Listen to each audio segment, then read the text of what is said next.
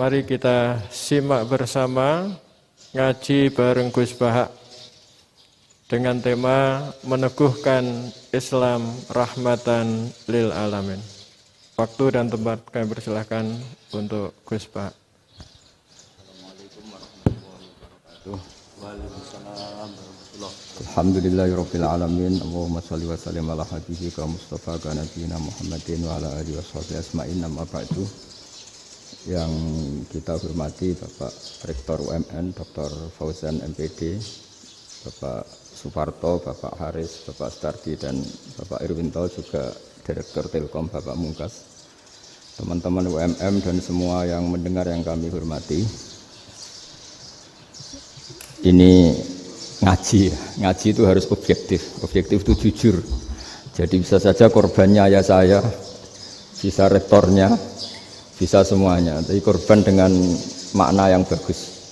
Karena di antara saran Al-Quran, Allah ngendikan kalau belajar atau mencari nasihat atau mencari kebaikan apa saja, itu diistilahkan walau ala anfusikum awil walidaini wal aqrabin, meskipun ketentuan itu merugikan kamu.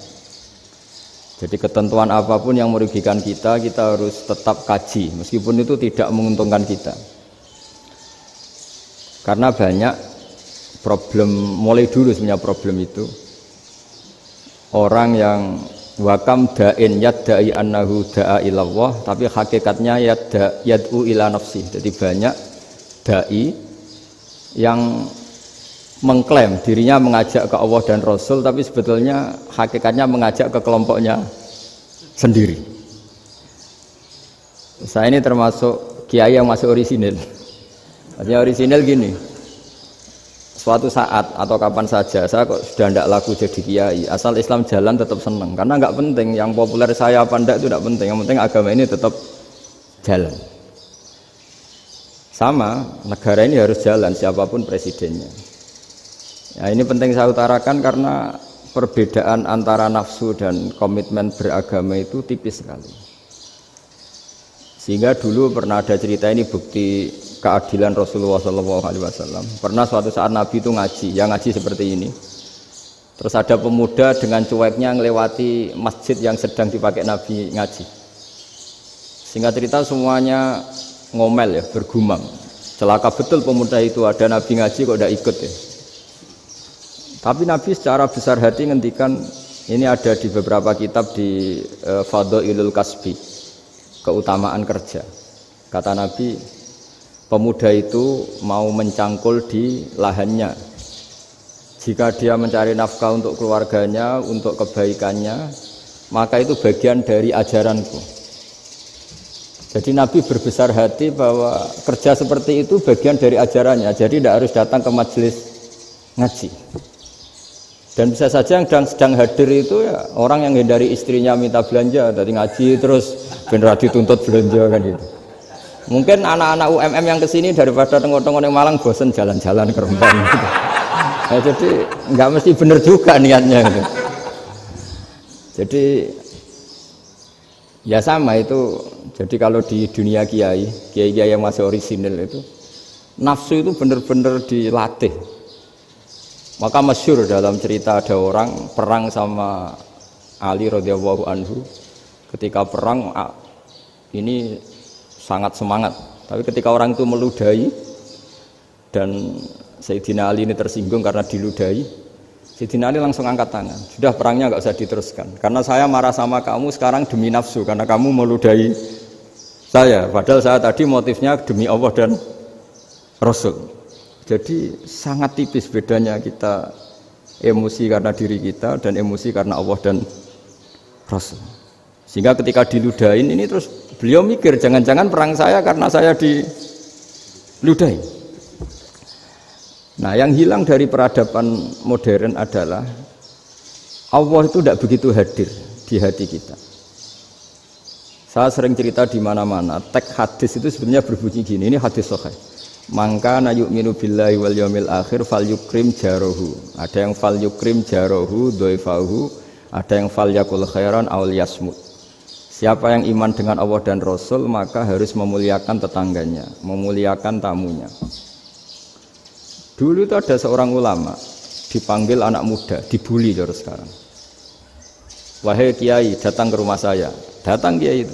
Setelah sampai ke rumah orang itu, silakan kiai kembali ke rumahnya. Saya tidak butuh kiai. Kiai itu dengan riang kembali. Setelah di rumah dipanggil lagi. Pak Yai, silakan datang ke rumah saya. Datang lagi. Ya senyum-senyum kiainya santai. Wah, nggak jadi butuh Pak Yai. Silakan kembali lagi. Sampai 3 kali. Oh itu kalau rektor digitukan marah itu. Dosen marah. Kiainya santai. Santai, senyum-senyum, rileks. Ketika ditanya, kenapa Pak Yai tidak tersinggung? Jawabannya unik. Anak muda, saya ini senang sekali nuruti perintah Allah, disuruh menghormati tetangga. Sehingga ketika Anda manggil, ya saya datang. Ketika Anda nyuruh pulang, ya saya pulang. Saya senang sekali nyenangkan tonggo. Dan itu perintah Allah, jadi tidak ada hubungannya dengan kamu. Wah, pemudanya nangis minta dimaafin. Kalau kita kan enggak, kita ini dosen, kiai, mungkin kita doktor, mungkin kita profesor. Tapi kita ini sering didikte oleh orang bodoh. Kalau orang bodoh itu jengkel, lo kita ya jengkel. Lo kamu jengkel, dijengkelkan orang bodoh itu namanya terdikte. Itu bodoh apa pinter? Oh itu tidak pinter sama sekali.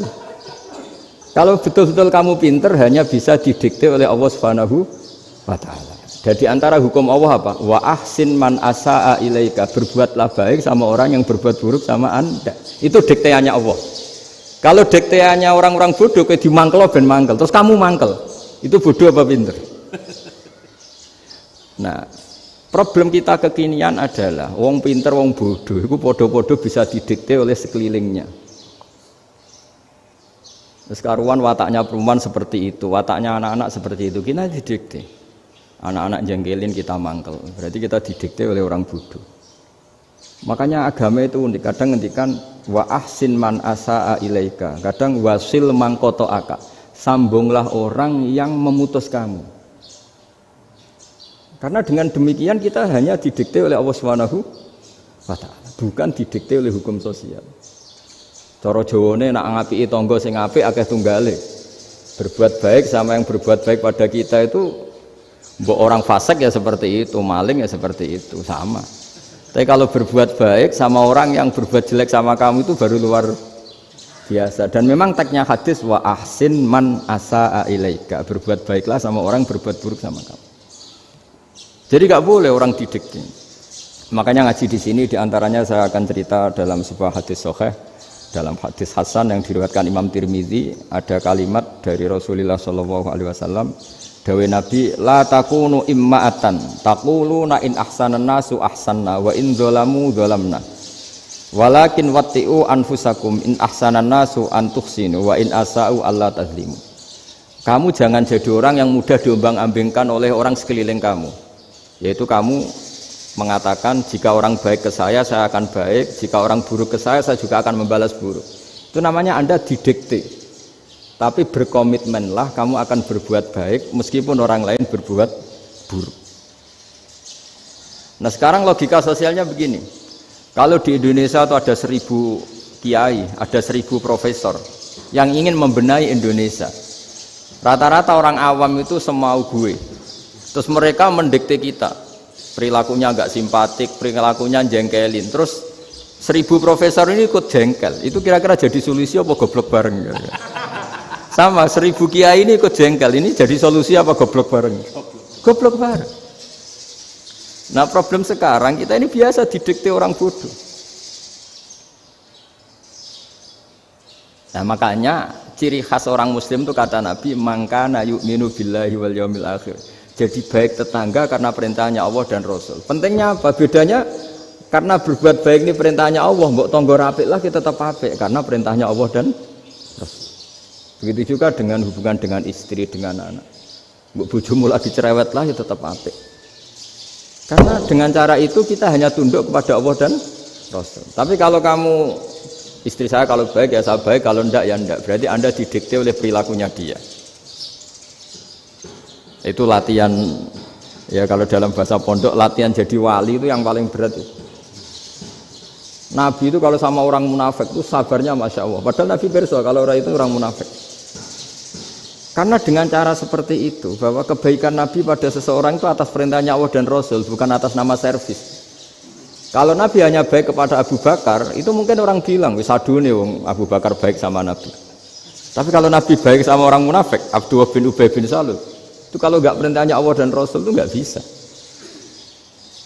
Nah ini cobalah berlatih seperti itu, sehingga kita tidak mudah didikte.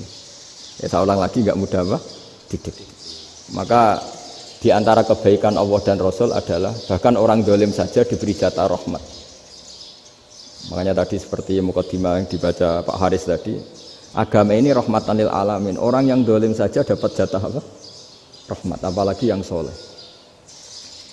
Nah kemudian yang perlu dicatat, kenapa kita menjadi enjoy dengan Islam? Islam itu adalah agama yang tidak didikte oleh materi. Jadi kalau Anda ingin makan enak, mungkin kalau pikiran kebanyakan orang, anak-anak muda yang milenial, yang gaul, ingin makan enak ya makan yang disukai. Misalnya sate atau bakso Malang atau apa. Kalau orang-orang yang jadi wali gak gitu cara berpikir. Ini yang masih orisinil. Ditanya, ini dunia baru kesulitan makanan, baru resesi. Cara makan enak gimana? Jawabannya lucu. Ya gampang, idamuhu alju.